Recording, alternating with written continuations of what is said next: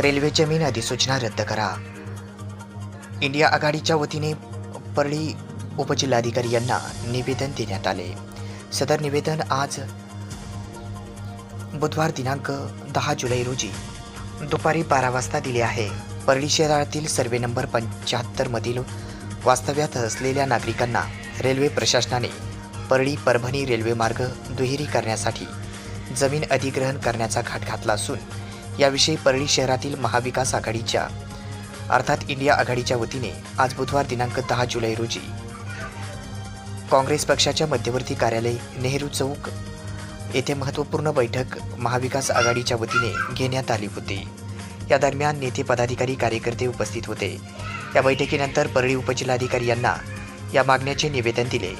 तसेच लवकरात लवकर मागण्या मान्य करा, मान्य न झाल्यास तीव्र आंदोलनाचा इशारा देखील या ठिकाणी परळी शहराध्यक्ष काँग्रेस बहादुरभाई यांच्यासह इंडिया आघाडीच्या पदाधिकाऱ्यांनी दिला आहे। परली परभणी दोहरीकरण के लिए रेलवे ने 18 जून को जो अधिसूचना जाहिर निकाली है, वो अधिसूचना में जो भाग बरगद नगर, मिलिंद नगर, आज़ाद नगर और गंगा सागर नगर ये आ रहा है, यहाँ पर रहने वाले जो घर हैं तो इसको ट्रैक डालने के बजाय, जबकि हमारे पास टीपीएस कॉलोनी साइड से बहुत जगह बाकी है और टीपीएस कॉलोनी आज कुछ काम की नहीं है क्योंकि थर्मल बहुत सारे बंद हो चुके हैं।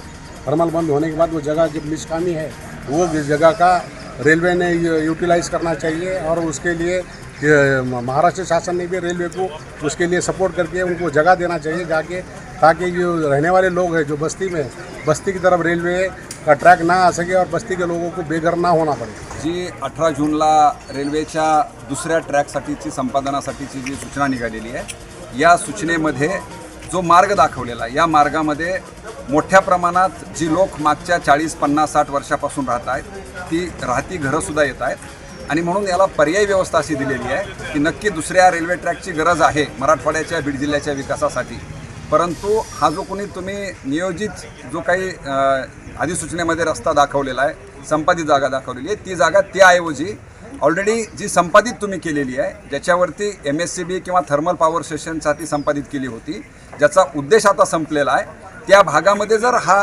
थोडासा बाजूला घेतला तर ही जी लोक तिथं राहत आहेत ज्यांनी स्वतःच्या मेहनतीतून घरं बांधलेली आहेत, ही घरंसुद्धा वाचतील।